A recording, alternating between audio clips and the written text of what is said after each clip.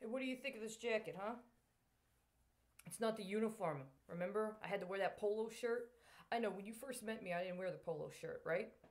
Got to dress the way I wanted to. But then they wanted all the teachers to wear uniforms. So I had to wear this blue shirt.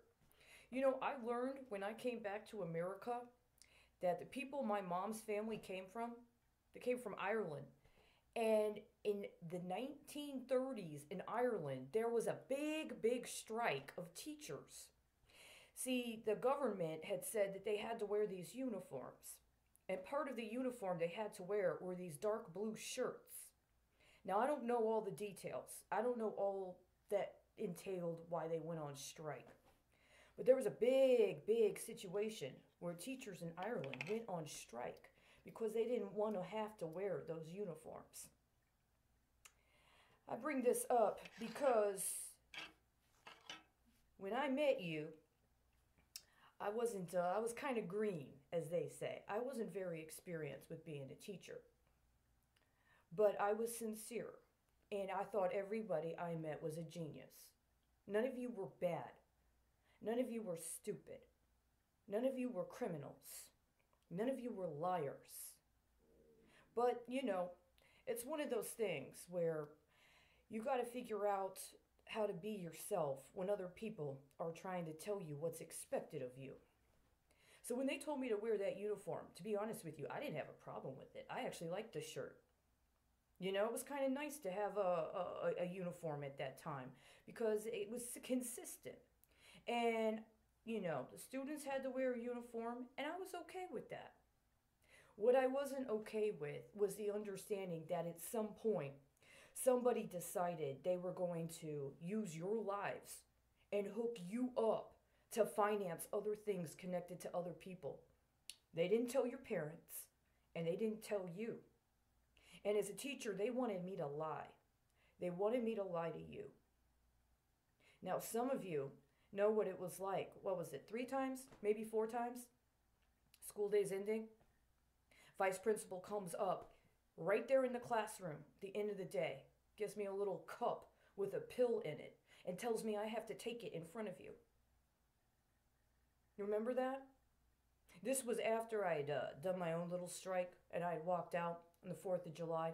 4th of July wasn't my holiday. I was supposed to teach Thanksgiving. Somebody else got got the 4th of July. They got to talk to you about hamburgers, right?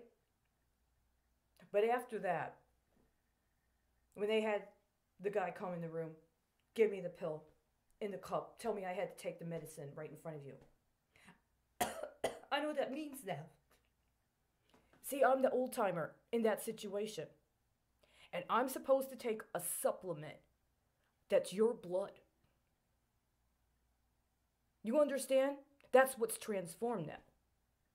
You're supposed to sit there and let me program you and tell you what's expected of you and give you a metric or give you a letter that defines your grade, right? Your quality, whether or not you're available for import or export at a particular rate. And then I am supposed to take my supplement. See, if it was medication, I would have had to go to a doctor. And then the doctor would have given me an examination. And then after they gave me the examination, they would have determined that I had a medical illness. And then once I had the medical illness, they would have given me a prescription. And I would have taken that prescription to a pharmacist. And I would have went through the process of making sure an official pharmacist gave me the medication in order to deal with my actual medical ailment. That's not what it was. That's not what that was at all. What it was is a psyop, a psychological operation to let you know that regardless of what you might have thought of me as a teacher or as somebody that was trying to represent my culture to you from a different culture, that all I was going to do was get the paycheck. And all I was going to do was what I was told at the end of the day because they were going to punish me for speaking up for myself.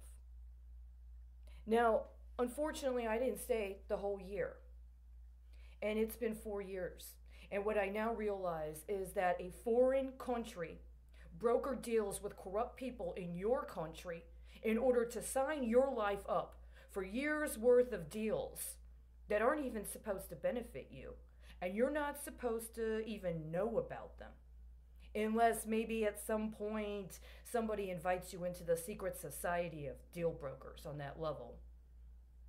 But I'm letting you know right now,